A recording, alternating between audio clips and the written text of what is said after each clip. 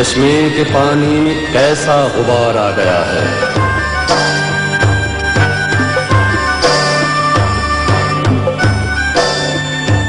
वो बूढ़ी जुबानों की मुशफिक कहानी थी क्या? नक्श जिनके हवाओं ने कुमला दिए।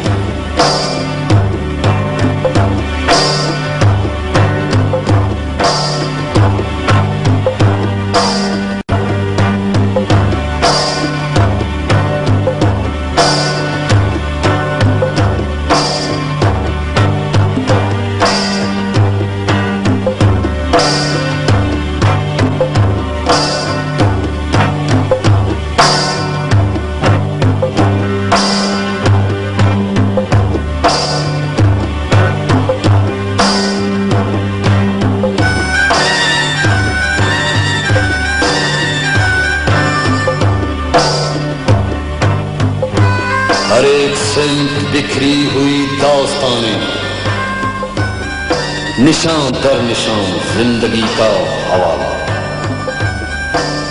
उजड़कर शराबों की सूरत है बातें।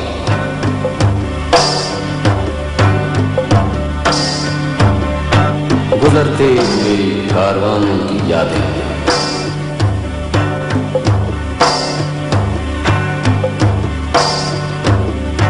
शिकस्त तनावों पे खैमों की तहरीर क्या था?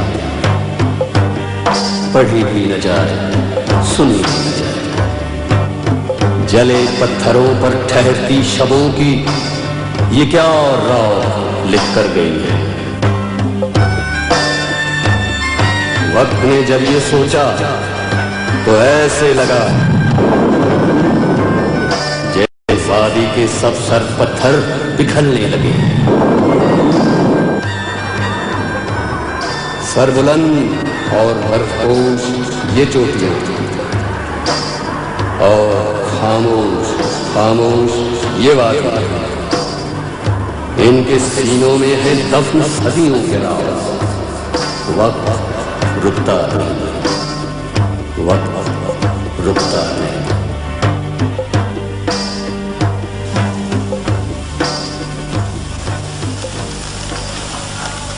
मौसमों की ऊंच नीच ही तो बलूचों की तारीख है। और मेरी ये तमन्ना है कि यह हमारा मुकद्दर ना बने। बहरहाल मौसम तो गुजर जाने वाली शय है, हमें इससे खाइफ नहीं होना चाहिए। वैसे कल की घोड़दौड़ और निशानेबाजी कैसे रही? रगों में खून अपने औसाफ के साथ दौड़ता है। मुझे उनकी कारकर्दगी पर हैरत नहीं,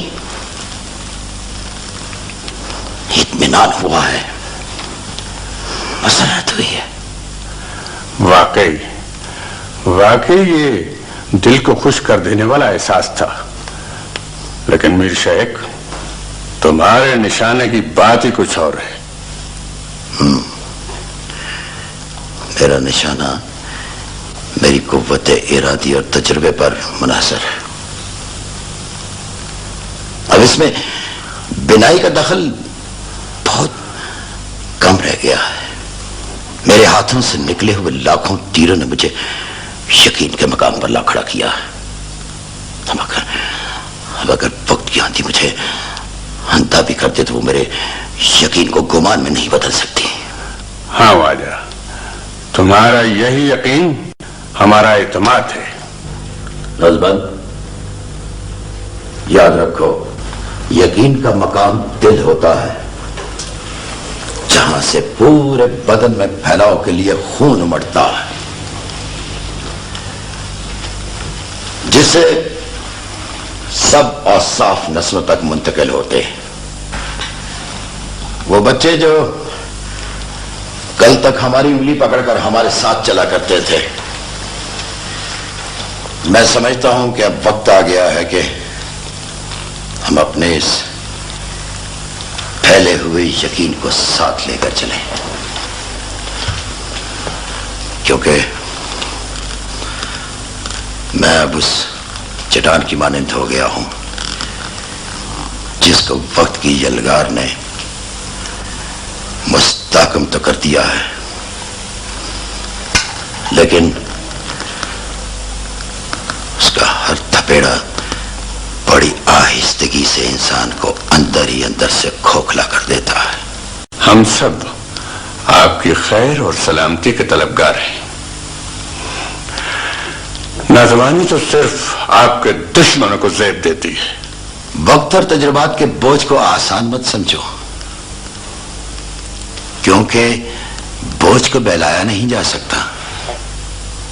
ये तो रेजा रेजा कर देने वाला अमल है।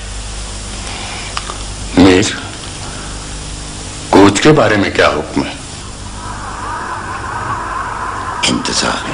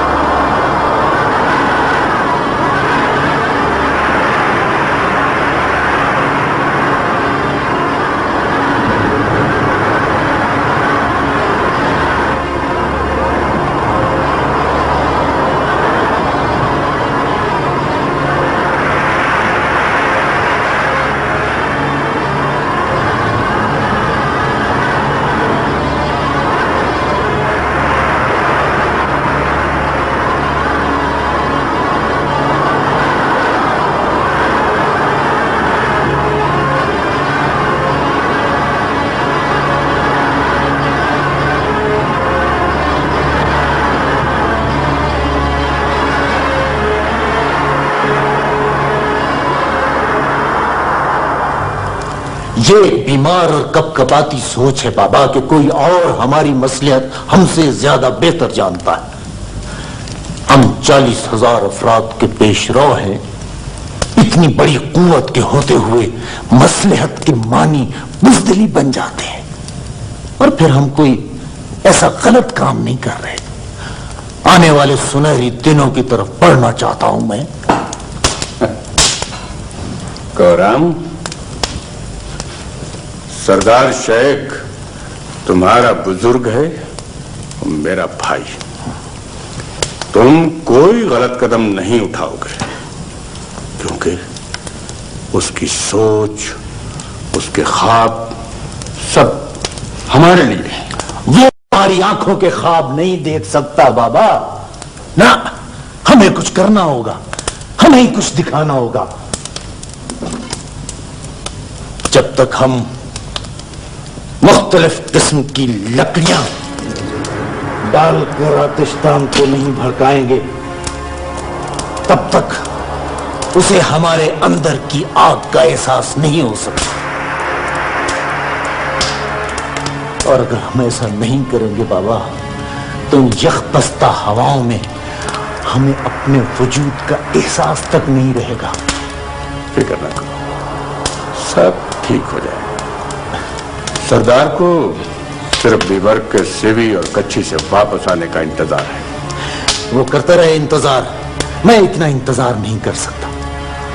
उसके आने तक मैं अपने 40,000 बंदों को, ये माल, मवेशी, कीमती ऊंटों को बर्फ का कफन पहना कर बैठा रहूं बाबा।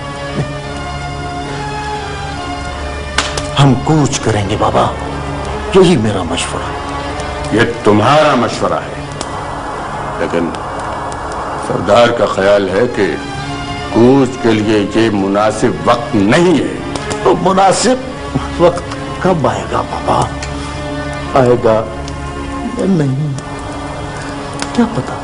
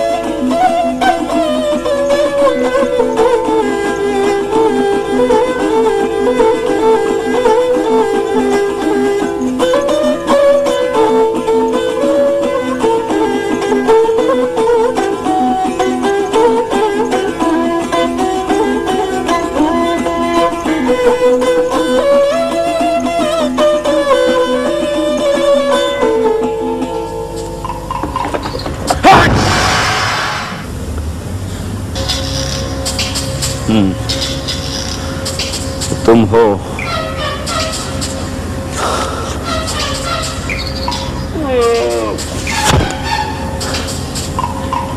तुम्हारा इंतजार कर रहा था।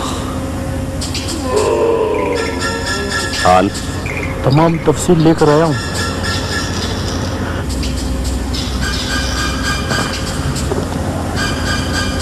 हुक्म जल्दी पहुंचने का है, अब अपने यहां से चलना चाहिए। रोटी तो खाकर जाएं, सफर लंबा है। ऐसा करें साथ ले जाएं। हाँ ठीक है। बख्तावर तो कपड़ा लाना।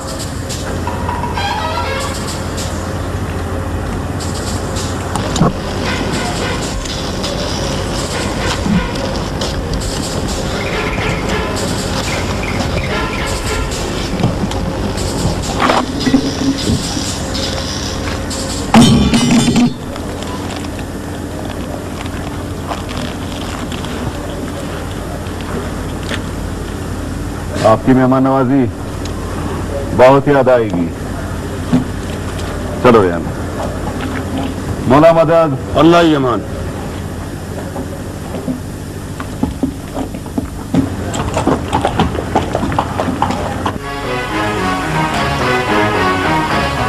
ये सूरत हाल हम सबके लिए अफसोसनाक है।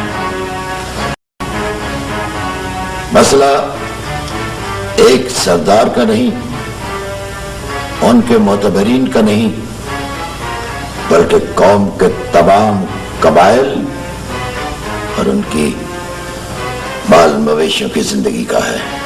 सरदार, आपकी सोच काबिल सताइश है। दर हकीकत नई राहों की तलाश हमारी अहम तरीन जरूरत है। इसी मकसद के लिए हमने सीस्तान से हिजरत की थी, ताकि हम अपनी शाखें दूर दूर तक फैला दें। अगर हालात में कुछ तो बहरहाल बहर सूरत करना है, और इसी में बेहतरी और भलाई है। लेकिन उस कूच से क्या फायदा? एक अजदहे के मुंह से बचने के लिए दूसरे अजदहे की पनाह ली जाए। हमें फजलत की बजाय तदब्बर से काम लेना होगा।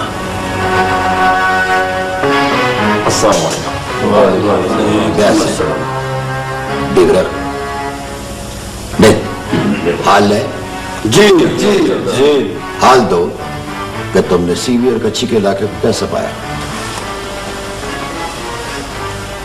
सरदार,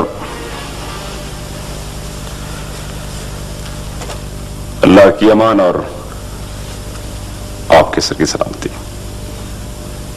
जो कुछ सुना था उससे बढ़कर पाया। सेवी और कच्ची की चरागाहों पर सब्जा बरसता है, फसलें तैयार खड़ी हैं और पानी आब हयात। सरदार, मेरी राय है कि हमें मजीद वक्त जाया किए बगैर यहां से कूच करना चाहिए। लेकिन उमर नहानी, मेरा फैसला तुमसे मुख्तलिफ है। क्या आप हमें अपने फैसले से आगाह करना चाहेंगे? बेजार खान, मेरा फैसला है कि बलोचों की बहादुरी और फतह की इस निशानी को माले मतलूका नहीं बनने दूंगा। मैं इस इलाके के इंतजामात किसी के सुपुर्द करके ही कूच करूंगा। गौराम खान फौरी कूच के लिए जिद कर रहा है। गौराम जज्बाती नौजवान है, उसकी रगों में भी हमारा ही खून दौड़ रहा है, और अगर उसने कूच का फैसला कर लिया है तो हम उसे नहीं रोकेंगे। लफ्ज़बंद। जी सरदार। गौराम से कह दो कि वह आज ही लाशार कबाइल को साथ लेकर तरामूला के रास्ते गंदावा और गजान की तरफ कूच करे।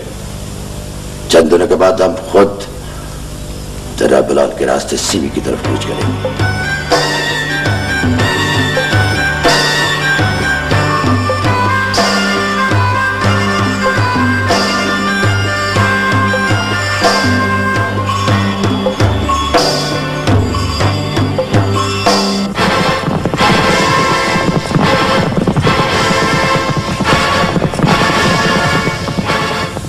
इलाकों से आने वाले खाना बदोशों ने हमारे कई सरहदी इलाकों पर कब्जा कर लिया और हमारे मुहाफिज उन्हें रोकने की बजाय हाथ पर हाथ धरे बैठे रहे। आली मर्तबत बात बात पे कट मरने वाले नौवारिद बलोच जो ताइफा लाशार कहलाती है, अपने अमीर कोहराम के इशारे की मुंतजिर रहती है। ये लोग अपने सरदार का इशारा पाते ही आगे बढ़कर हमारे इलाकों पर कब्जा जमा लेते हैं।